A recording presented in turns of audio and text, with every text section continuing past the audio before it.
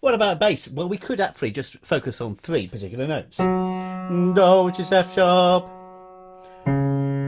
So, which is C sharp. Fa, which is B. We only really need those three. So you can find F sharp, the first of three, C sharp, the first of two, and B there to the right of three. So we could actually sing as well as play. We could go do, so, do, fa, do, so, do, so, do, do, so, do, fa,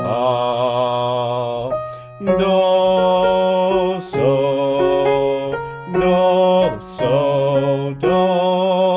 In other words, it's when I was on the long D sharp here, the top of the two, that I was using fa in the bass. And otherwise it was do and so alternating, and hopefully you can work it out by ear. You might even be able to just sing it. You might just go do, so, do, fa, do, so, do, so, do. If you can, that would be really good. Good luck.